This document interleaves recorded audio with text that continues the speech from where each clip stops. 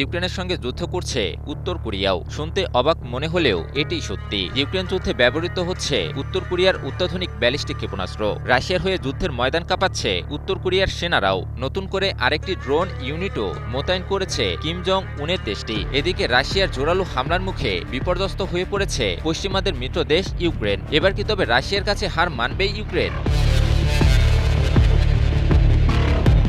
2022 সালে ইউক্রেনে পূর্ণমাত্রার হামলা শুরু করে রাশিয়া, যা এখন অবধি চলমান রয়েছে। দীর্ঘ 4 বছরেরও বেশি সময় ধরে চলা যুদ্ধটি বর্তমানে এক জটিল পরিস্থিতির মুখে এসে দাঁড়িয়েছে। জানা গেছে, যুদ্ধের এই পর্যায়ে এসে ইউক্রেনের আকাশ প্রতিরক্ষা ব্যবস্থা পুরোপুরি শেষ হয়ে গিয়েছে। এতে করে রাশিয়া ছোড়া ক্ষেপণাস্ত্র আর ড্রোন কোনো বাধা ছাড়াই ইউক্রেনের ভূখণ্ডে আছড়ে পড়ছে।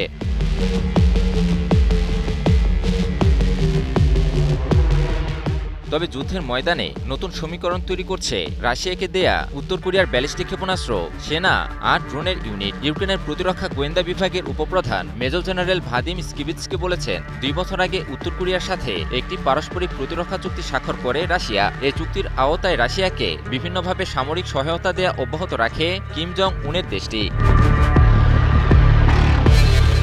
ভাদিম স্কিবিৎস্কির মতে, ইউক্রেনের সাথে যুদ্ধ শুরুর পর থেকে এখন অবধি প্রায় 25,000 উত্তর কোরীয় সেনা রাশিয়ার হয়ে যুদ্ধ করেছে। চলতি বছরের সেপ্টেম্বরে উত্তর কোরিয়ার নেতা কিম জং উনের সাথে রুশ প্রেসিডেন্ট ভ্লাদিমির পুতিনের সাক্ষাতের কথা রয়েছে। জানা গেছে, উক্ত সাক্ষাৎকারে কিম জং উনকে আরও 50,000 সেনা পাঠানোর অনুরোধ করতে পারেন পুতিন।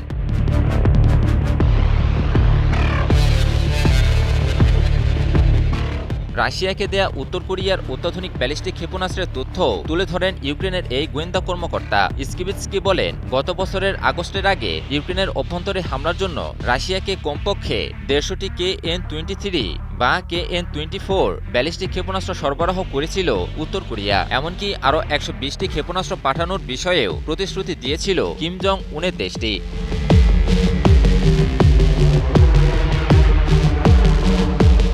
ভয়াবহ ধ্বংসযজ্ঞ চালাতে সক্ষম উত্তর কোরিয়ার এসব ক্ষেপণাস্ত্র দিয়ে ইউক্রেনে ভয়াবহ হামলা চালায় রাশিয়া। আকাশ প্রতিরক্ষাবিহীন ইউক্রেনের ভূখণ্ডে আছড়ে পড়ে মারাত্মক ধ্বংসযজ্ঞ চালাচ্ছে এ সকল ক্ষেপণাস্ত্র।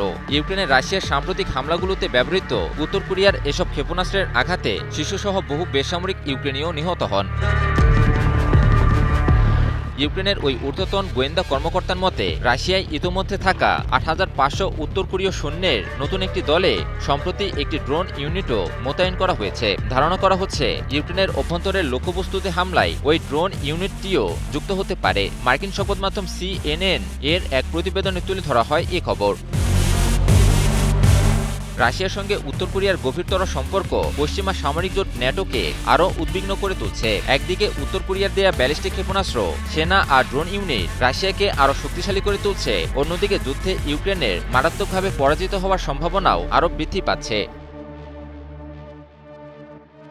ইমন আলী, নিউজ 24।